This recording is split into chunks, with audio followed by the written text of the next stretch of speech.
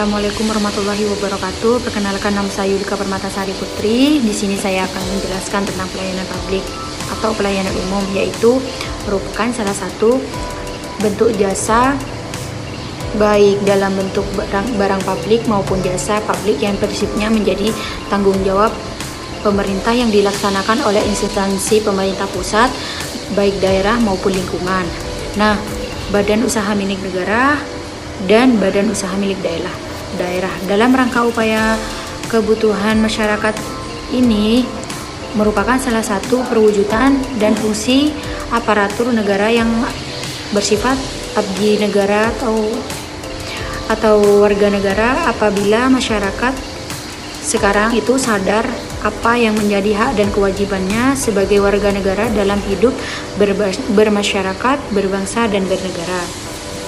Pelayanan publik menurut UU nomor 25 tahun 2009 itu menjelaskan tentang pelayanan publik, yaitu suatu kegiatan atau rangkaian kegiatan dalam rangka pemenuhan kebutuhan penyesuaian sesuai dengan aparatur perundang-undangan bagi setiap warga negara dan penduduk atas barang maupun jasa pelayanan administratif yang disediakan oleh penyelenggaraan pelayanan publik. Dari beberapa pengertian pelayanan publik tersebut, yaitu telah diuraikan di atas, dapat disimpulkan bahwa pelayanan publik sebagai pelayanan atau melayani keperluan masyarakat atau organisasi lainnya dapat disimpulkan bahwa pelayanan publik sebagai pelayanan atau melayani keperluan masyarakat atau organisasi lainnya yang mempunyai kepentingan bagi organisasi itu sendiri sesuai dengan aturan pokok tata cara yang ditentukan dan ditujukan oleh kepuasan pada penerimaan pelayanan. Yang kedua, reformasi pelayanan publik. Reformasi pelayanan publik itu perubahan sistematis, menyeluruh, dan berkesinambungan agar kinerja semakin baik untuk kedepannya. Reformasi sektor itu mencangkup bukan saja unsur organisasi, tetapi manajemen juga sumber daya manusia. Perubahan-perubahan tersebut tidak hanya berfokus pada perubahan komunitas, tetapi kualitasnya juga. Suatu ketika reformasi yang dilakukan akan berdampak terhadap akan melebar dan menebalnya struktur birokrasi, tetapi di masa yang lain menuntut birokrasi itu agar menjadi lebih ramping dan pipis, sehingga reformasi juga dapat menyebabkan perubahan administrasi publik, namun juga dapat mengakibatkan pengurangan administrasi publik sendiri.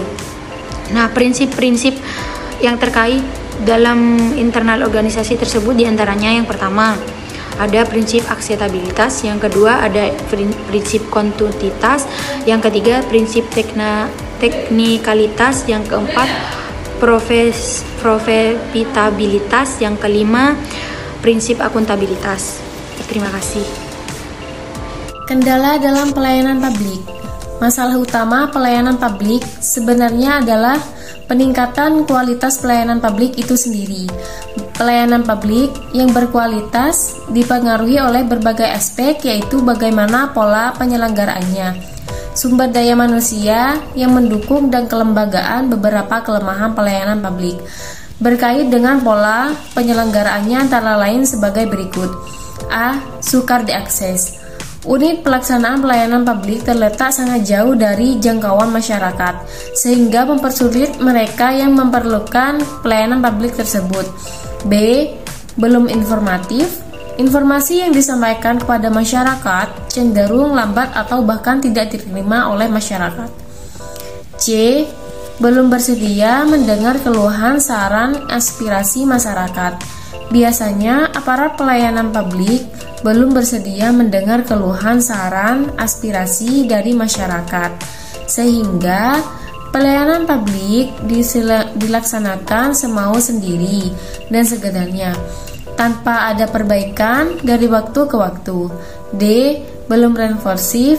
Hal ini terjadi pada hampir semua tingkatan unsur pelayanan publik, mulai pada tingkatan petugas pelayanan sampai dengan tingkatan penanggung-jawaban instansi. E. Belum saling berkoordinasi. Setiap unit pelayanan yang berhubungan satu dengan lainnya belum saling berkoordinasi.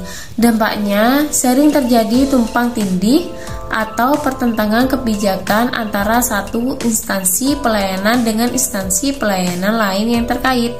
F. Tidak efisien. Berbagai persyaratan yang diperlukan khususnya dalam pelayanan perizinan seringkali tidak ada hubungannya dengan pelayanan yang diberikan. G. Birokrasi yang bertele-tele. Pelayanan, khususnya pelayanan perizinan, pada umumnya dilaksanakan melalui proses yang terdiri dari berbagai tingkatan sehingga menyebabkan tindakan yang perlu dilakukan dalam mencapai reformasi pelayanan publik. Agar reformasi birokrasi dapat berjalan baik, perlu dilakukan langkah-langkah manajemen perubahan. Di mana langkah-langkah manajemen perubahan sendiri atau ada 7. Yang pertama yaitu langkah memobilisasi energi dan komitmen para anggota organisasi melalui penentuan cita-cita, tantangan atau solusi oleh semua anggota organisasi. Lalu yang kedua yaitu mengembangkan visi bersama. Dan yang ketiga yaitu menentukan kepemimpinan. Langkah keempat, fokus pada hasil kerja. Langkah kelima, mulai mengubah unit-unit kecil di instansi, kemudian dorong agar perubahan itu menyebar ke unit-unit di seluruh instansi. Langkah keenam, membuat peraturan formal, sistem maupun struktur untuk mengukuhkan perubahan, termasuk cara untuk mengukur perubahan itu terjadi. Lalu langkah ketujuh yaitu mengawasi dan menyesuaikan strategi untuk merespon permasalahan yang timbul selama proses perubahan berlangsung. Selain melakukan rekonstruksi manajemen dalam meningkatkan reformasi birokrasi, diperlukan upaya-upaya strategis yang disebut juga dengan strategi reformasi. Yaitu strategi reformasi sendiri diantaranya pada level kebijakan harus diciptakan berbagai kebijakan yang mendorong birokrasi berorientasi pada pemenuhan hak-hak sipil warga negara. Lalu pada level organisasional dilakukan melalui perbaikan proses rekrutmen berbasis kompetensi, pendidikan dan latihan yang sensitif terhadap kepentingan masyarakat. Pada level operasional dilakukan perbaikan melalui peningkatan service quality, meliputi dimensi tangibles atau responsif atau empathy. Dan keempat yaitu instansi pemerintah secara periodik melakukan pengukuran kepuasan pelanggan dan melakukan perbaikan. Kita masuk pada solusi masalah pelayanan publik. Tuntutan masyarakat saat ini terhadap pelayanan publik yang berkualitas akan semakin menguat. Di mana dari sisi mikro sendiri, hal-hal yang dapat diajukan untuk mengatasi masalah-masalah tersebut antara lain sebagai berikut. Yang pertama, membuat kontrak pelayanan. Lalu yang kedua, mengembangkan survei kepuasan pelanggan. Dan ketiga, penerapan e-government dan manajemen pelayanan publik.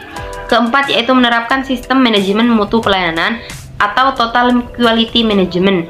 Dan yang kelima, kemitraan pemerintah dan swasta. Untuk mengubah dan memperbaiki tatanan birokrasi, pelayanan yang terkesan lamban, berbelit-belit dan diskriminatif menuju ke arah pemerintah yang baik, merupakan keseriusan dan upaya konkret dari pemerintah untuk melakukan reformasi dalam bidang pelayanan publik. Reformasi pelayanan publik adalah perubahan sistematis, menyeluruh dan berkesinambungan agar kinerja sektor publik semakin baik.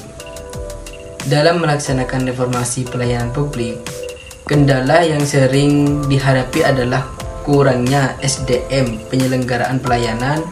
Pemberian pelayanan masih bersifat lama dan mahal. Pemberian pelayanan masih bersifat diskriminatif. Tidak adanya kepastian dari penyelenggaraan pelayanan terkait teknis pelayanan. Pola pikir para aparatur masih menginginkan dilayani dan untuk dilayani, dan masih banyak dijumpai tindakan praktek KKN dalam proses penyelenggaraan pelayanan publik. Saran: diharapkan kepada pemerintah dalam memberikan pelayanan publik dapat mencerminkan 5 dimensi kualitas pelayanan menurut Tjiptono, yaitu bukti fisik, kemampuan, ketanggapan, jaminan, dan empati.